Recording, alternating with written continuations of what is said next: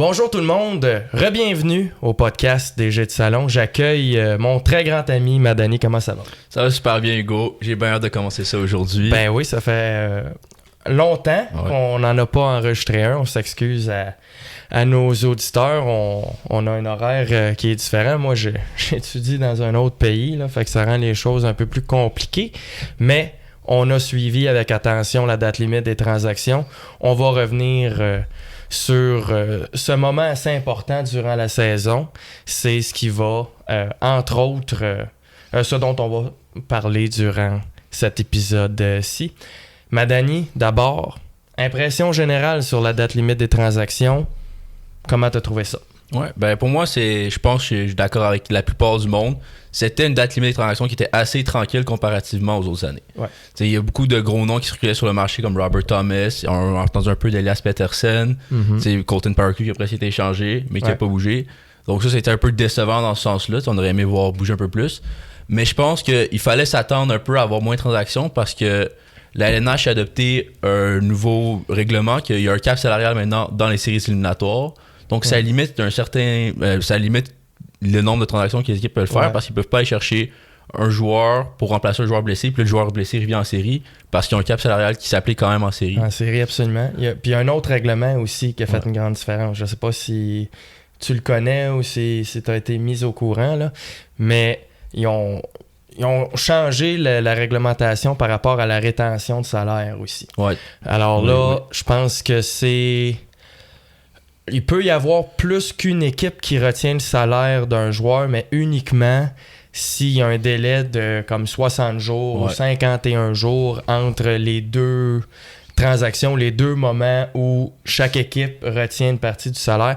Fait qu'on peut plus voir là, de transactions dans laquelle une équipe va retenir 50% du salaire, puis l'autre équipe va retenir l'autre un autre 50% de ce 50% restant-là durant la même journée.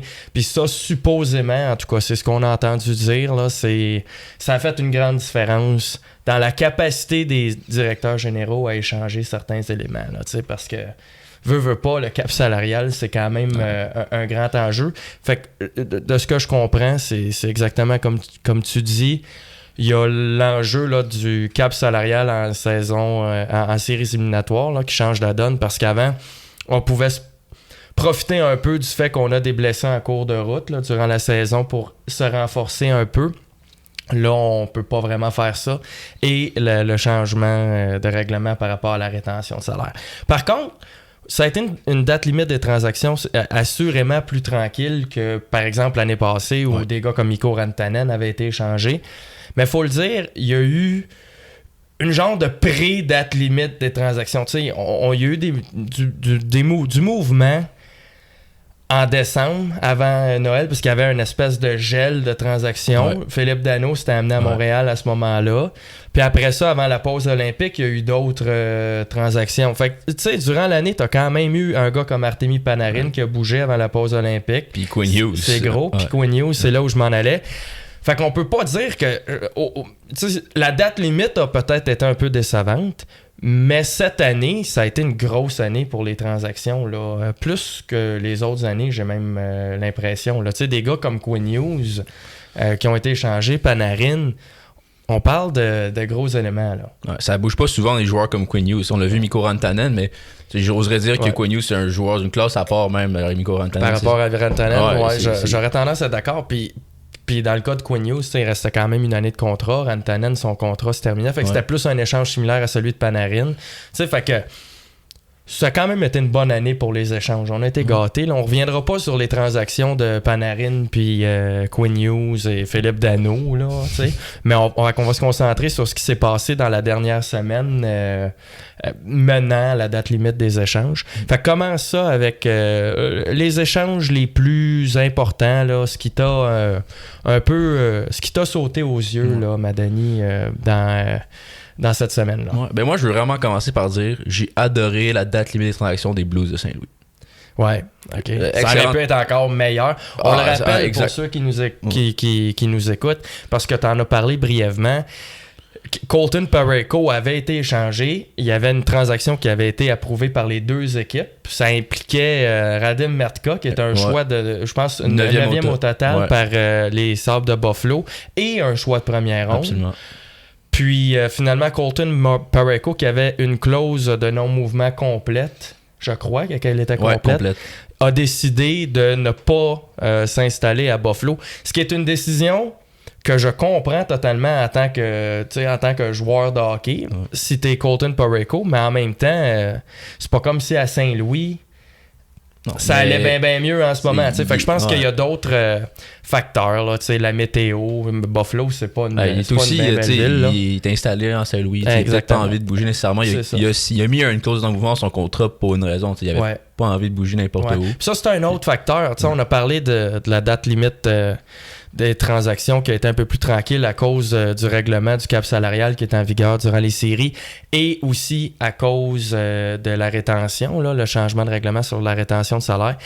Mais il y a aussi le fait que maintenant, n'importe qui a une clause de non-mouvement. Ça rend ça vraiment plus compliqué. Là. Fait que Colton Parayko, je trouve ça drôle. Moi, je trouve que Buffalo, cette année, ça va bien. Là, on n'a pas le choix de le dire, mais on a quand même mis à la porte un directeur général. Je veux dire, l'équipe se trouvait dans les bas-fonds de l'association de l'Est il n'y a pas longtemps.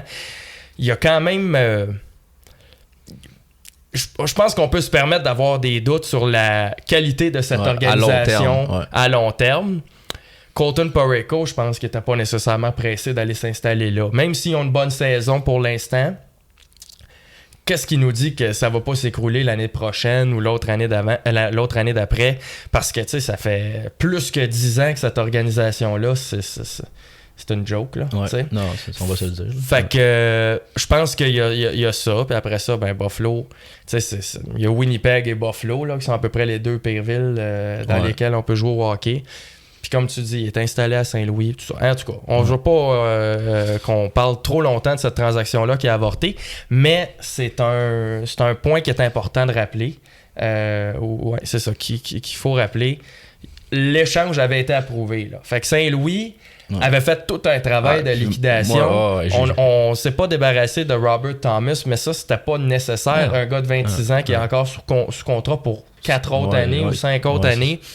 Jordan Binnington, on aurait peut-être aimé s'en départir, mais à part de ça, là, tu te retrouvais avec Parayko qui était échangé, Brayden Schenn qui était échangé, Justin Falk qui était échangé. Fait que, du moins dans une perspective de vendeur, ça a été très bien pour Saint-Louis, puis ça aurait pu être encore mieux. C'est ça, mais c'est non seulement ça, mais moi c'est la valeur qu'ils ont réussi à aller chercher pour des joueurs comme Brayden Schenn et Justin Falk.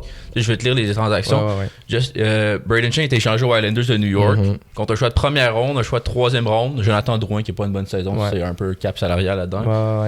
Et un gardien nommé Guy Love que je suis pas familier avec. C'est ça, mais pas, là. Brayden Schenn, c'est encore un bon joueur. Il rend des fiers capitaine services. Quand même de capitaine de l'équipe, c'est un bon leader. Il est passé par là. Il peut jouer sur une deuxième ligne, il peut jouer sur une troisième ligne. Le marché du centre dans la transaction, il était faible. Il n'y avait pas beaucoup de joueurs de centre disponibles. Donc, je comprends d'où il vient avec ce prix-là. Un choix de première ronde puis un choix de troisième ronde.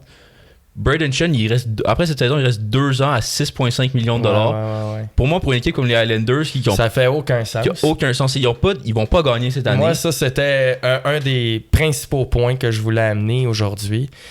Puis j'adore Mathieu Darche. Moi, je le connais pas personnellement, mais je connais des gens qui le connaissent. Puis, tu sais, le gars a quand même gagné 2 Coupes Stanley avec le Tampa Bay, le Lightning. Et moi, j'ai trouvé qu'il a très bien fait dans le cas de Dobson. Il y en a qui sont pas d'accord. Moi, Dobson, il a joué un fort match. Par contre, je dois le dire, j'ai regardé le match contre les Sénateurs d'Ottawa, puis Dobson m'a vraiment impressionné. Mais moi, je trouve que Dobson a une saison un peu ordinaire quand tu le regardes jouer sur la patinoire. Après ça, je comprends que tu regardes les statistiques, il y a une très bonne saison, il bloque des lancers, puis il marque des buts. Il y a plus que 10 buts encore cette année. Mais je le trouve des fois un peu mou, va perdre des batailles, obtient une mention d'assistance sur un bâton qui est brisé, puis c'est comme si il récolte des points sans nécessairement se démarquer, puis ça me fatigue un peu. Puis là, d'avoir été en mesure d'aller chercher 2 choix de première ronde qui ont été bons. Tu sais, Aitchison, il y en a qui ont des doutes sur Aitchison. Il y en a pas beaucoup qui ont des doutes sur Eklund. Il aurait pu aller chercher un gars comme Justin Carbonneau, que toi, t'aimes beaucoup. Puis tout ça parce que finalement, lui, il était pas à l'aise de payer Dobson 9,5 millions, ce qui, à mon sens, devient... ça devient de plus en plus clair pour moi que c'était la bonne décision là, de ne pas offrir 9,5 à un gars comme Dobson, surtout quand tu es dans une situation comme celle des Islanders. Tu entre 2 heures. Là, pour le Canadien, ça fait plus de sens quand tu as des gars comme Hudson qui signent des contrats à rabais, tu as Suzuki et Caulfield qui sont sous contrat. Et Slavkovski. Aussi, oui, c'est ça. Et Slavkovski qui ont des bons contrats à l'avantage de l'équipe. Fait que tu te dis, bon, ben on peut surpayer un peu pour aller chercher un défenseur droitier qui va nous aider dans l'immédiat. Je blâme pas Kent Hughes par rapport à ça, mais je fais juste dire, à un moment donné, il faut réaliser que la décision de Mathieu Darche était solide. Là. Ça en était une bonne, moi, je pense, parce que on regarde Dobson en ce moment, 9,5. C'est un peu gourmand. C'est un peu gourmand.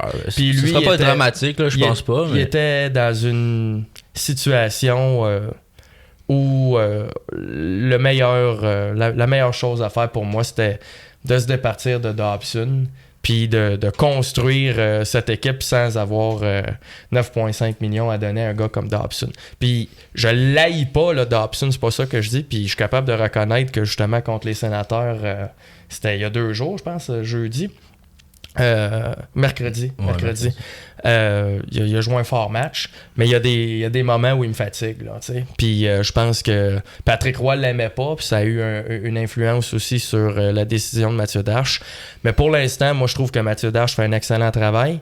J'ai juste pas compris. Ben je le comprends là, l'échange de Braden Shen. Là. En gros, il veut récompenser son équipe qui connaît une bonne saison jusqu'à maintenant. Puis c'est comme une façon d'offrir un support moral, en quelque sorte, une petite tape dans le dos.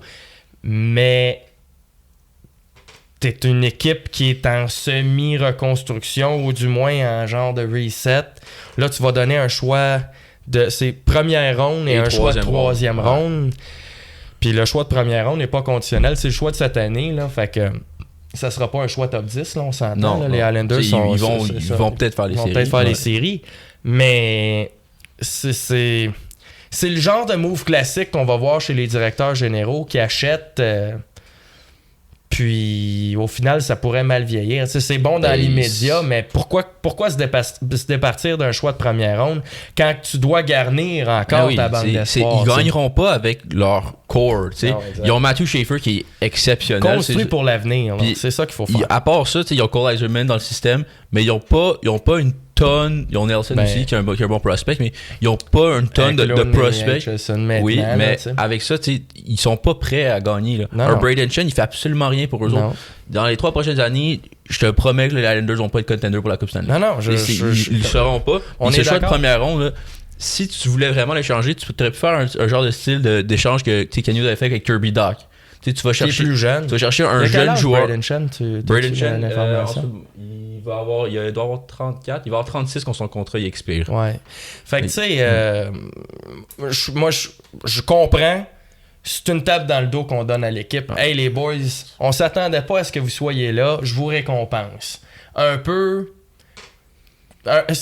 Si Kent Hughes avait bougé l'année passée à la date limite des transactions, ça aurait ressemblé un peu à ça. Ouais, mais on s'attendait pas à ça. Les boys, on est fiers de vous autres, une petite tape dans le dos, on va chercher ça. Mais c'est quand même un choix de première et un choix de 3. Là. C'est pas un choix de 3 pour aller chercher un peu de profondeur sur la 3e ligne ou la 4e ligne. Là. C'est cher. C'est un marché qui avantageait les vendeurs là, cette année. T'sais, encore une fois, dans l'Est, c'est très serré. Tu as des clubs comme Columbus qui sont pas dans le portrait des séries en ce moment. Ils sont dans le portrait. Ils sont? Ouais. Ah oui? Ils cognent à la porte. Là. Ils sont dans le... Mais ce que je veux dire, ils sont pas qualifiés. Non. Okay, oui. C'est ça que je voulais dire. Ouais. Ils sont pas qualifiés pour les séries, ils sont pas loin derrière. Ouais. Ils sont dans la course, mais absolument. Ils sont pas qualifiés. Puis ils vont chercher un gars comme Connor Garland pour moi, c'était ma première cible pour les Islanders. Ben c'est ça. Ça, c'est un geste que je comprends. T'sais. Mais mon point est que à cause de cette chaude lutte dans l'Est, ça fait que tu avais beaucoup d'acheteurs. Tu avais des gars comme des équipes comme Buffalo qui étaient très agressifs. Les Red Wings aussi. Ce sont deux équipes qui n'ont pas fait les séries depuis longtemps, qui ont une opportunité de faire partie de la danse là, cette année. Fait qu'on est prêt à payer un peu plus cher. Je pense qu'il y avait un phénomène de surenchère. Tant mieux pour les Blues, mais c'est une transaction qui fait pas de sens sur le long terme pour les Islanders. La transaction de Brayden Schenn. Moi aussi, j'ai noté ça. Puis l'échange de Schenn, c'était une très bonne affaire pour les Blues, comme on a dit, mais pour moi, c'était même pas leur meilleure affaire du deadline. Ils ont échangé Justin Falk aux Red Wings également. Pour un choix de première ronde, pour un choix de troisième ronde. Ils ont dompé le contrat à Justin Hall en même temps. Et ils sont allés chercher Dimitri Bouchelnikov, qui était un ancien choix de deuxième ronde en 2022. Qui évolue en ce moment en KHL, qui fait très bien. Tu le connais, ouais. Mais Justin Hall, il faut juste préciser, Justin Hall, il s'en va à Saint-Louis. Là. Ouais. Mais c'est parce que tu as dit, ils ont dompé le salaire, c'était comme si c'était Saint-Louis qui faisait ça. Non. T'as raison. Mais Justin Hall, je sais pas, il reste combien d'années à son contrat. Après cette saison, il va rester 1 an à 6,5 millions. Ouais. C'est beaucoup pour moi. Pour skier, là. Les Red Wings, c'est une bonne équipe. Là. Puis dans le show de lutte dans l'Est, ça joue serré, mais ça change rien pour eux autres. Justin Falk, pour moi, c'est pas un défenseur, c'est pas un gros défenseur qui... c'est une amélioration sur Hall là. Ah, c'est certain, mais Hall, le contrat de Hall, ça ressemble à quoi? Je suis pas sûr exactement. C'est pas un gros contrat, mais non, c'est ça. Parce que c'est un gars, c'est un 7e défenseur. Ouais, il est même moins que ça. Il est pas bon. Exact. Fait que moi, je le comprends. Ce geste-là, pour les Red Wings... Pour moi, il y a deux facteurs là, qui ont poussé les Red Wings à aller chercher un gars comme Falk. Le premier, qui est le plus évident, c'est les lacunes défensives du jeune défenseur Sandin Pellikka, qui jouait à la droite sur la deuxième paire, si je me trompe pas. Puis dans le fond, Falk vient jouer ça, vient le remplacer. Fait que Sandin Pellikka avait quand même une bonne saison offensive. C'est un très bon joueur offensif. 60 matchs, mais il y avait des lacunes défensives. Puis là, le jeu se resserre. Là. Les Red Wings veulent faire évidemment partie des séries éliminatoires. On n'a pas le choix là, de gagner des matchs d'ici la fin de la saison. Puis on n'avait plus beaucoup confiance en Sandin Pellikka dans des mission défensive, puis ça arrive là, qu'il faut protéger des avances, là, les matchs prennent de plus en plus d'importance. Fait que moi je pense que c'était une façon de un peu retirer Sandin Pellikka de l'alignement, puis se renforcer, aller chercher un peu d'expérience. Les Red Wings n'ont pas fait les séries depuis... J'ai le goût de dire pas loin de 10 ans. Là, c'était dans les années d'Atsuk et Zetterberg et compagnie. Ils ont comme fait les séries pendant 21 ans de suite. Puis là, ils n'ont pas fait les séries. Fait qu'eux autres, un peu à l'image des Sabres, on essaie d'être agressif puis on se dit, on l'a notre opportunité. Moi, je comprends le geste. Est-ce que c'est cher payé? Un choix de première, un choix de 3, puis l'espoir que moi, je connais pas, mais que tu sembles aimer. Oui. Mais on a une opportunité de faire les séries. Puis c'est ouvert dans l'Est. Il y a le Lightning là, qui, pour moi, a quand même une longueur d'avance sur toutes les autres équipes. Peut-être les Hurricanes. Les Sabres aussi, là, franchement. Moi, j'ai des doutes sur les Sabres juste en raison du manque d'expérience. Mais sur papier, on s'entend, c'est une bonne équipe. Mais je pense que tout le monde dans l'Est, à part le Canadien, visiblement, se dit là, c'est ouvert, pourquoi pas? On essaye. Fait que moi... J'analyse ça du point de vue de Détroit. Je trouve que c'est correct comme c'est ça, mais contrairement à Islanders, je comprends la transaction pour Détroit. Comme je dis, je trouve que c'est une excellente affaire pour les Blues de Saint-Louis parce qu'ils sont allés chercher beaucoup de valeur pour un gars comme Justin Falk qui est, pour moi, sur le déclin. Il va avoir... Juste une petite parenthèse parce que je l'ai ici. Justin Hall, c'est 3,4 millions, mais le contrat se termine cette année. C'est ça. Fait que pour Saint-Louis, mais c'était pour faire fitter le contrat à Justin Falk qui fait 6,5 millions de dollars. Mais c'est ça. Comme j'ai dit, je comprends beaucoup mieux ces transactions-là pour les Red Wings que pour les Islanders parce qu'eux, ils sont pas en rebuild. Leur core est là. Leur Raymond, leur Sider, leur Dylan Larkin. Ils sont prêts à gagner maintenant. Donc, je comprends faire une transaction. Moi, je pense pas qu'ils sont prêts à gagner. Ce que je veux dire, c'est qu'ils vont pas être dans une meilleure position dans 3 ans. Ouais. Moi, je pense que c'est aussi un peu, comme je l'ai dit, là, à l'image des Sabres. Ça fait tellement longtemps que t'as pas été dans les séries que t'as comme pas le choix. Alors que tu cognes à la porte, là. Je pense qu'ils sont qualifiés, là, au moment où on se parle. Ils sont. Mais ils ont des blessés, là. Andrew Copp est blessé, Dylan Larkin est blessé. Ouais, la ligne de centre, là, c'est... Là, en tout cas, on va voir, là, ça va être intéressant à la toute Boston, puis les Columbus qui cognent à la porte, là. Non, fait qu'eux autres, ils se sont dit, hey, on paye ce qu'il y a à payer, mais on va essayer de se renforcer un peu pour nous amener, là, en série, là, Ouais, moi, c'est comme ça que je vois ça. Puis après, ben, comme t'en as parlé, là, la transaction de Parayko qui aurait amené Parayko au Sables de Buffalo en retour d'un choix de première ronde et de Radim Murtka, pour moi, je trouvais c'est énorme. J'étais choqué. Surtout que Parayko n'a pas une grande saison à Saint-Louis. Faut dire que personne n'a une grande saison à Saint-Louis. Parayko, c'est un excellent défenseur défensif, mais tu vois, entre cette saison et la saison dernière, son déclin est vraiment considérable. Puis tu l'as vu aussi. Il est pas jeune non plus. Non, il vieillit. Il a 30 ans, oui, je pense. Oui, dans ces environs-là. Puis son contrat, il amène il y a encore beaucoup de longueur à son contrat. Je pense qu'il fait environ 6,5 millions, je pense. Oui, je pense que oui. Mais c'est, encore une fois, c'est les Sabres qui se disent... Ouais. On est proche, on y va. Pour moi, c'est quelle chance pour les Sabres que ça n'a pas fonctionné. Moi, je suis un fan des Sabres de Buffalo. Je remercie Colton Parayko d'avoir dit non parce que là, tu peux. Moi, Radim Murtka, il a vraiment le même profil que Colton Parayko. Évidemment, il va pas être prêt avant quelques années. Puis ça se peut qu'il ne devienne jamais le joueur que Colton Parayko est. Mais tu lui donnes ce joueur-là qui est très prometteur. Et un autre choix de première ronde pour Colton Parayko. C'est cher payé. Les Blues auraient été bien contents. Puis finalement, les Sabres s'en tirent bien parce qu'ils vont chercher Logan Stanley et Luke Schenn pour un 2, un 4. Isaac Rosen et Jacob Bryson. Les deux, j'ai regardé, ont joué quelques matchs avec les Jets dans la Ligue nationale. Ces deux gars-là, Isaac Rosen et Jacob Bryson était dans la Ligue nationale. C'était le 7e défenseur des Sabres cette saison. Okay. Rosen évoluait dans la Ligue américaine. C'était un exploit qui était prometteur. Je pense qu'il a joué 3 matchs. C'était un attaquant. Ouais, mais il évoluait avec Rochester en Ligue américaine dans l'organisation des Sabres. Ouais. Mais il n'y avait pas vraiment de place pour lui dans la Ligue nationale. Fait que je comprends qu'il a été bougé. Il joue avec les Jets. Là. Je peux pas dire par contre que j'aime nécessairement la transaction pour les Sabres. Moi, je trouve... tu vas quand même te chercher... tu vas t'améliorer en défense. Ça, ce sont... Tu vas chercher de la grosseur, mais moi, j'aime pas particulièrement Logan Stanley. Puis j'aime surtout pas Luke Schenn. Il est grand. Luke Schenn, pour moi, je trouve qu'il suit plus. La difficulté... Je comprends, ils ont pas. Le prix, c'est pas la fin du monde. Ouais, moi, je trouve pas que c'est un. Ça, c'est rendu leur 3e paire.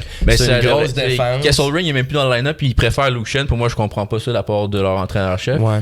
Bon, Logan Stanley, oui, je le vois dans leur alignement à 100%. C'est un défenseur qui est correct dans une 3e paire. Mais là, il est rendu à presque plus que 10 buts, je pense, Logan Stanley, cette saison. Il y a une saison offensive qui est pas. Je vois pas qui va répéter ça.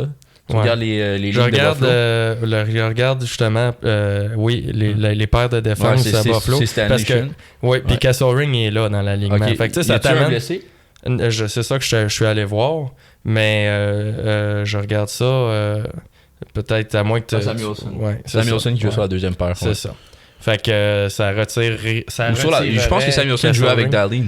Ça se peut, mais tu sais, t'as une belle défense avec Samuelson, Byram, Dahlin, Power, tu sais, Stanley, Schenn. À la limite, Schenn sera ton 7e défenseur, mais ça Stanley comme 6e défenseur, ça a bien de l'allure, puis le prix est pas si fou que ça.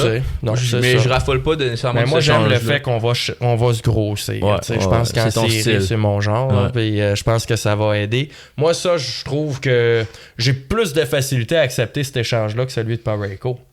Le prix payé, c'est même pas la même ligue. Tu aurais pu échanger. C'est comme l'équivalent d'un choix de première ronde pour ces deux joueurs-là. C'est environ. Ça ressemble à ça. Puis non seulement tu donnais ce choix de première ronde-là, tu devrais rajouter Radim Murtka pour aller chercher Parayko. C'était un prix. Moi, ça m'a surpris. À part de ça, Madani, quels autres échanges t'ont sauté aux yeux? Il y en a un là pour moi qui est évident. Là. Je pense pas que ça va être ça, mais moi c'est mon échange préféré qui est sorti de nulle part. Personne n'en parlait. C'est John Carlson aux Ducks. Ok, personne n'en parlait. Non, mais je veux dire, il y avait aucune rumeur de John Carlson avant qu'il ait été échangé. C'est ça que je voulais dire. Fait que là, lui a été échangé pour un choix de première ronde conditionnel et un choix de 3e ronde en 2027. Moi, j'adore cet échange-là pour les Ducks parce que c'est un prix. Mettons, genre, tu regardes Justin Falk, qui est lui seul, non seulement il est allé pour plus cher, c'est similaire. Tu rajoutes Hall puis tu rajoutes Bouchelnikov. Mais Bouchernikov, tu sembles dire que c'est quand même un espoir. C'est pas un espoir de premier plan, mais tu peux encore espérer qu'il joue en Ligue nationale. Okay. Il reste jeune, puis il met des bonnes statistiques dans le pour moi, John Carlson est beaucoup plus efficace offensivement. C'est un meilleur défenseur point que Justin Falk. Mais j'entends dire que défensivement, c'est plus difficile là, quand même, de la part de John Carlson. C'est sûr que il vieillit. Il est rendu à 37 ans. Fait que, il a-tu 37 pour vrai? Pas mal sûr qu'il a 37 ans. C'est une grosse saison offensive. Une grosse saison offensive à chaque année. C'est un défenseur. Les Ducks, moi, je dois dire, j'adore le travail qu'on a fait. Moi, au début de la saison, sur mise au jeu, je ne fais pas la promotion des paris sportifs, mais j'avais mis un petit 2$ sur les Ducks pour faire les séries éliminatoires. Je pense que l'ajout de Joel Canville derrière le banc, ça a été énorme. Puis on a un bon mélange de jeunes joueurs et de vétérans. On entend souvent dire à Buffalo, c'était un des problèmes. On n'avait pas de vétérans pour entourer ces jeunes joueurs-là. Ils sont allés chercher Kreider, Trouba, Goudas, Granlund, qu'on a signé cet été.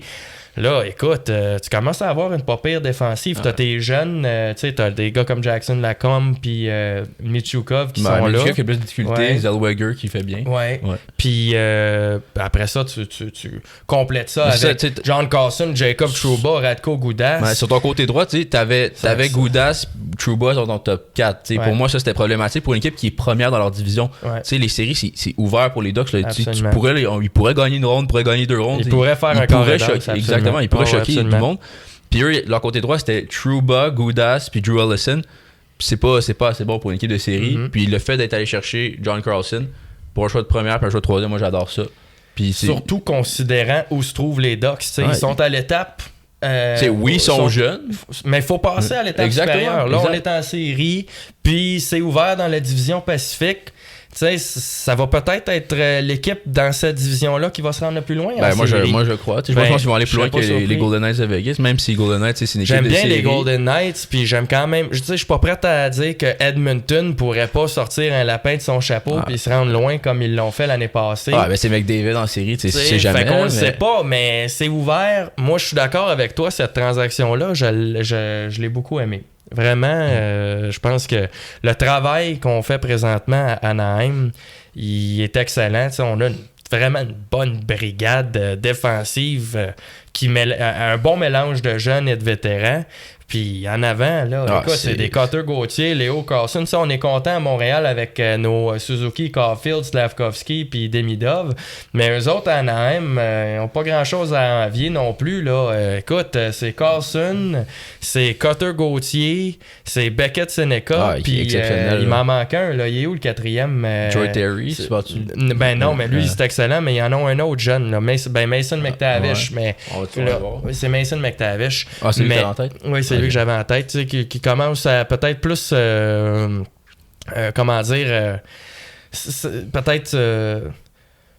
positionner comme un deuxième ou troisième centre, là, peut-être plus un troisième centre. J'entends qu'il y a des doutes par rapport à sa capacité à devenir un deuxième centre efficace. Là. McTavish? Oui. Il y a le temps. Là. Mais tu sais, c'est une belle équipe à Anaheim. Puis c'est une transaction qui fait bien du sens. Madani, on s'arrête pour une petite pause, mais on reprend tout de suite, puis on continue avec les échanges qui t'ont marqué. Parfait.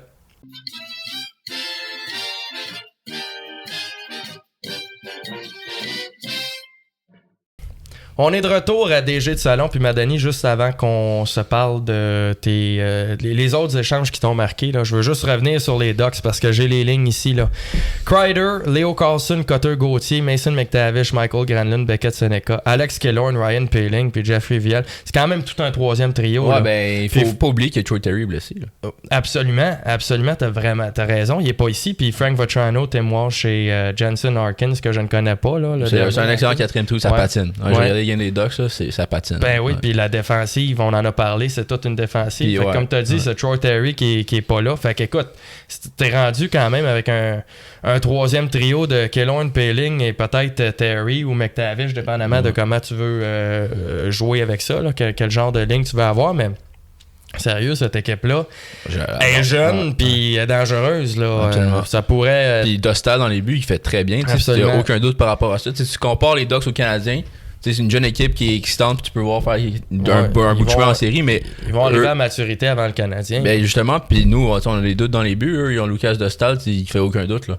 Non, écoute, chapeau, je suis 100% d'accord avec toi. La transaction de John Carlson, ça a été tout un échange. Parle-moi des autres qui t'ont marqué. Ouais, ben moi je vais commencer par... on a parlé un peu des Oilers, brièvement. Ils pourraient surprendre en série. Ouais. Pour moi, je suis vraiment fâché contre l'organisation des Oilers. Parce que mais les Oilers, c'est année après année. Ouais, moi, je me suis totalement détaché de cette équipe. Tu sais, tu peux pas analyser les décisions du directeur général. Là. C'est Ken Holland. C'est pas Ken Holland, il est rendu avec les Kings.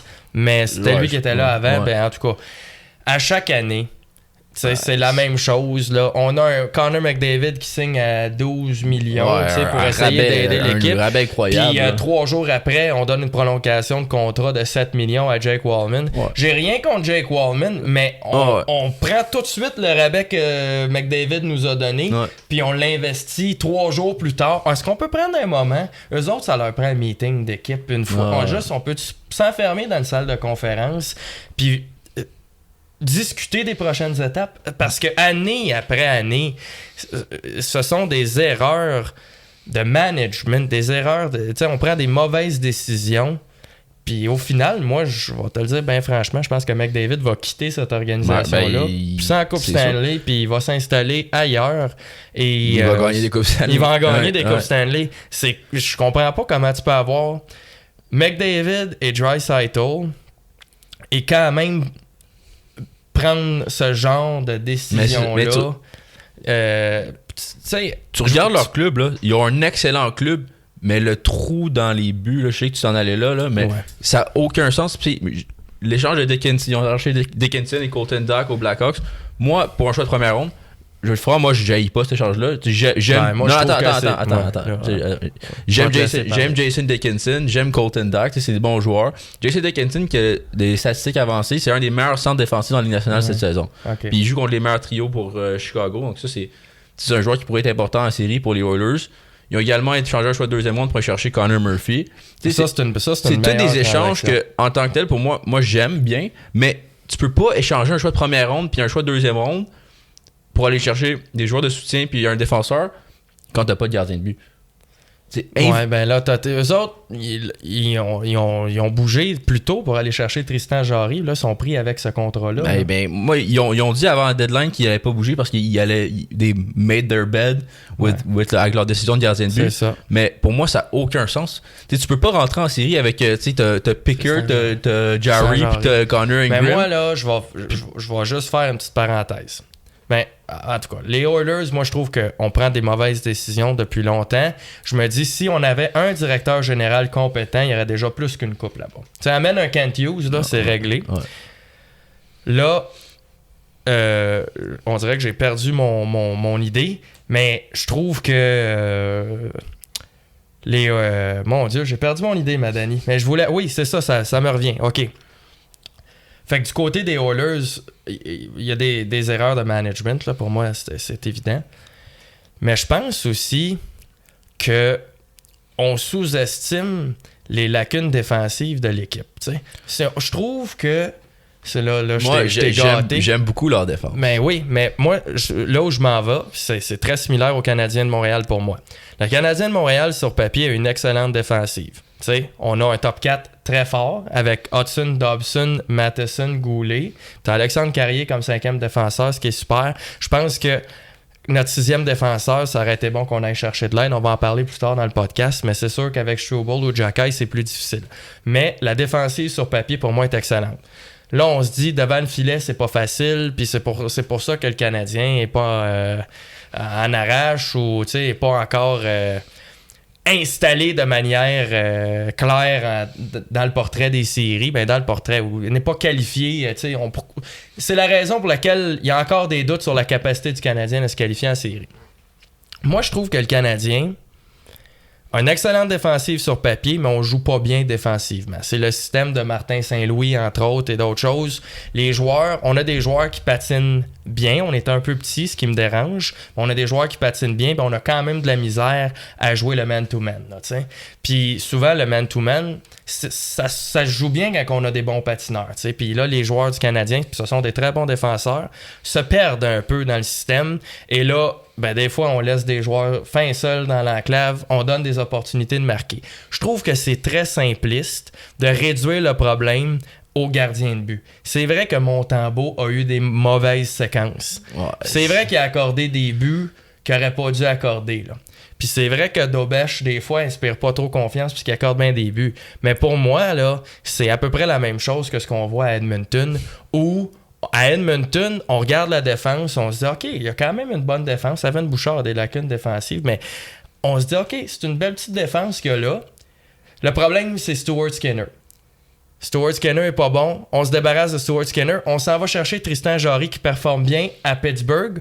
Skinner s'en va à Pittsburgh. Il performe très bien. Puis Jarry arrive à Edmonton. Ça a des bandades. Pour moi, ce que ça me dit, c'est que le problème n'est pas nécessairement le gardien ou devant le filet, mais c'est devant le gardien. On joue pas bien défensivement. Le système n'est pas bon. Et pour moi, le Canadien a un problème similaire. Fait que je suis d'accord. Je trouve qu'Edmonton, sur papier, ils ont quand même une bonne équipe. On s'en est déjà parlé ensemble hors d'onde. Mais on joue pas bien devant nos gardiens. Puis Montréal, c'est la même chose. On peut dire, ben là, le gardien, c'est le problème. Le gardien, c'est le problème. On espère que ça va bien fonctionner avec Jacob Fowler, là, qui a été rappelé. Mais la réalité est que cette année, c'est une saison difficile pour tous les gardiens de la Ligue nationale. La moyenne du pourcentage d'efficacité est en bas de 900. Il n'y a pas un gardien de but dans la Ligue qui peut gauler pour 900 quand tu accordes 10 opportunités du bas de l'enclave par match. Là, fait qu'à un moment donné... Aussi, il faut que tu regardes les games des Oilers puis tu vois les mauvais buts qu'ils donnent. Là. Ça n'a pas de sens. Là. Stuart Skinner, oui, il fait bien avec les Pingouins, mais tu regardes les jeux avec les Oilers, puis... Ça allait pas bien. Mais ça allait pas bien. Il marquait des buts de n'importe où. C'était pas juste ça. Oui, peut-être des problèmes de confiance. Puis oui, la défensive était peut-être pas parfaite. Moi, je pense que je comprends ce que tu veux dire. Je pense que le problème... Pour moi, c'est cette transaction-là où finalement, tu as échangé Skinner pour Jarry. Skinner en arrachait à Edmonton. Ça s'est mis à bien aller à Pittsburgh. Puis Jarry allait bien à Pittsburgh. Puis il s'est mis à en arracher à Edmonton.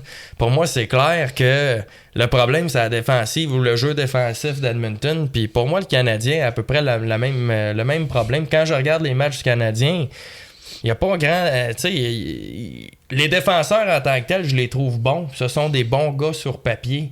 Mais le système, on a de la difficulté à le mettre en place de sorte à éviter des opportunités de marquer. Puis à la fin de la journée, c'est ça qui compte. C'est pas ce que sur papier, c'est le nombre d'opportunités que tu donnes à l'autre équipe. Alors, moi, je trouve que Edmonton... on peut parler du gardien de but, mais le problème est plus important que ça. Ouais, et il y a les erreurs des directeurs généraux. Tu sais, on a donné un choix de première ronde pour aller chercher Jason Dickinson et Colton Dach. Tu sais, Colton Dach, c'est même pas un 12e attaquant. C'est pas un gars de 4e. C'est un 13e, 14e attaquant. On a fait ça, entre autres, pour se débarrasser du contrat d'Andrew Mangiapane. Ouais. Mais on a signé Andrew Mangiapane, je pense, l'été passé. Là. Cet été. Là. Ben, je veux dire, l'été. Fait que, pourquoi qu'on fait ça, là? On fait ça, puis après ça, on est obligé de donner un choix de première ronde pour s'en départir. Ce sont des erreurs, tu sais. Ah, mais Dickinson, c'est un bon joueur. Moi, cet échange-là, je la préfère. Mettons, on va regarder l'échange de Nicolas Roy qu'on va parler dans quelques instants.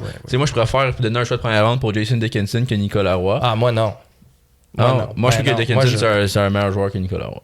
Moi, je pense que Nicolas Roy peut faire plus offensivement que Jason Dickinson. Ouais, ben les deux en font pas grand-chose offensivement, puis Dickinson, il en fait mieux. Il fait mieux défensivement. Moi, j'adore Nicolas Roy, pour les Oilers, il est physique. Puis Dickinson aussi, il jouait il a joué dans des gros matchs. Il a joué avec les Golden Knights de Vegas, notamment en 2021 contre le Canadien.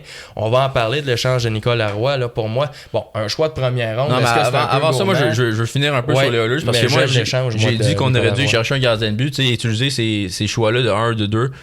Moi, j'aurais tout lancé. Bennington, pour moi, ça faisait beaucoup d'allure, mais rendu là, lance tout sur UC Saros. Un gardien qui est capable de faire la différence. Un UC Saros à Edmonton, là, ça peut couvrir des lacunes défensives. Là, c'est un gardien exceptionnel. C'est le genre de gardien de but qui vole des matchs. T'as pas ça avec Skinner. Il vole pas les matchs non plus à Pittsburgh. Il y en a pas un dans le pipeline là, à Nashville, un gardien de but. Là.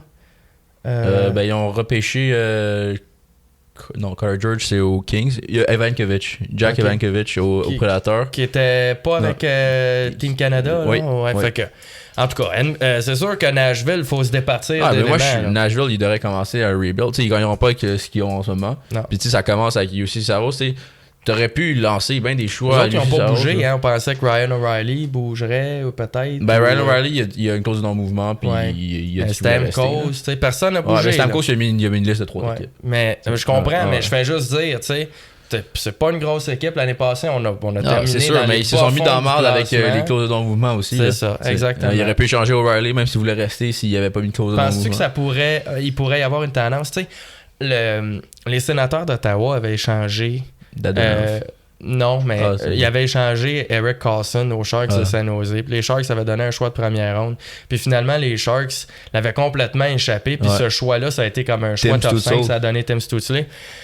Puis ça a créé un peu une nouvelle tendance dans la Ligue nationale de hockey avec des choix protégés. Top 10 protégés, top 15 protégés pour éviter que ce genre de situation-là se reproduise. Tu penses-tu que avec ce qu'on voit, là, ce qu'on a vu des prédateurs de Nashville, puis tu sais, des gars comme Colton Parayko là, qui décident de refuser des transactions, tu penses-tu qu'on va se limiter un peu dans les clauses de non-mouvement? Parce qu'avant, c'était assez niché. Là, on donnait ça aux joueurs élites. Là, on donne ça à pas mal tout le monde.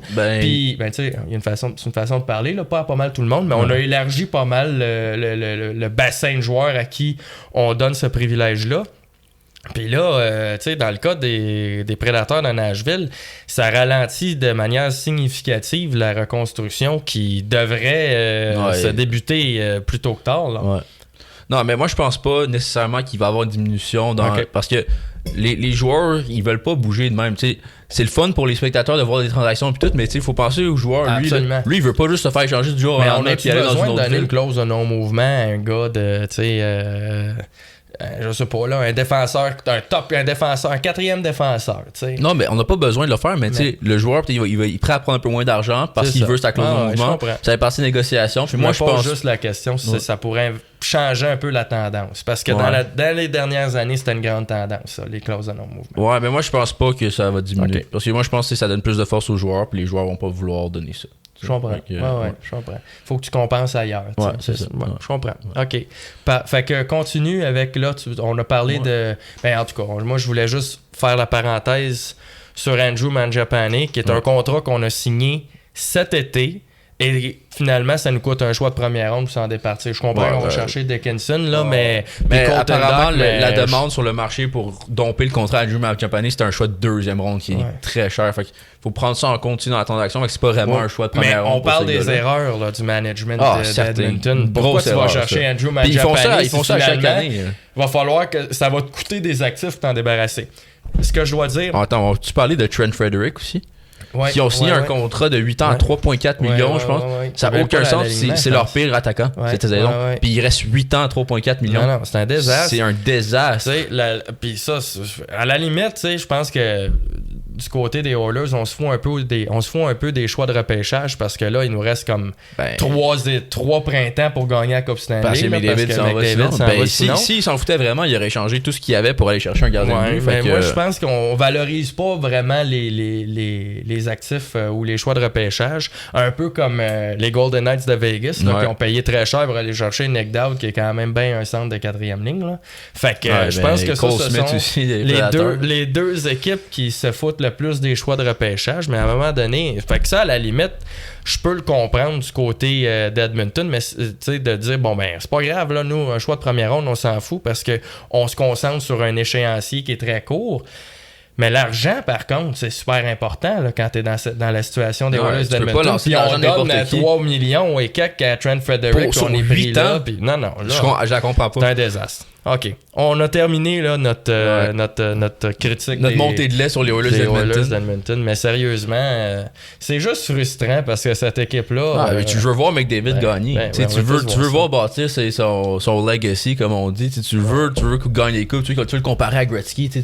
Mais il n'est pas capable de gagner parce que le management, il laisse tomber. Montréal en 2028. Welcome.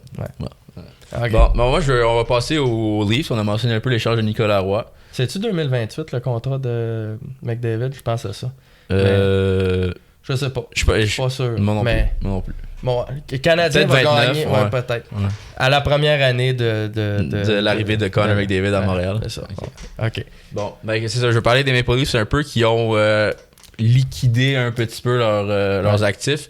Ils sont allés chercher un choix de première ronde pour Nicolas Roy qui est allé au Colorado. Mm-hmm. C'est une belle pièce d'affaires, ça, par Brad Treliving. Ouais, rare dans son cas. Oui. Mais moi, en tout cas, je trouve que du point de vue du Colorado, c'est parce qu'il y a un échange dont tu parles pas, qui... Je commence à voir que tu l'amènes. Non, on va en parler. Tu veux en parler maintenant? Ouais, j'aimerais ça parce que moi, je veux parler de l'Avalanche du Colorado qui, pour moi, sont les grands gagnants de cette date limite des transactions. L'Avalanche du Colorado qui est allé chercher à la fin de la date limite Nazem Kadri en retour d'un choix de première ronde, de deuxième ronde, de Victor Olofsson et de Max Curran qui est un joueur potentiel. C'est pas n'importe qui. Il n'y a pas de contrat de signer. Non, mais il évolue dans la WHL. Il obtient un choix de 4. C'est un centre de 6 pieds 3 physique. Ouais.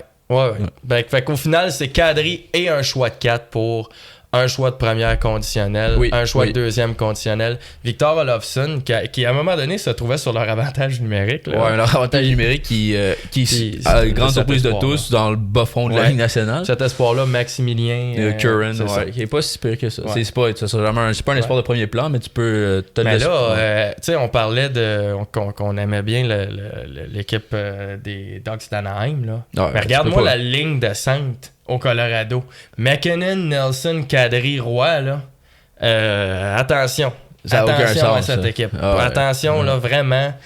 Ben moi, moi, j'adore l'Avalanche du Colorado. Je pense que c'est l'équipe qui est la mieux placée pour gagner la Coupe Stanley. La seule chose qui me fait douter, c'est que souvent, des équipes qui sont trop bonnes en saison régulière ne gagnent pas.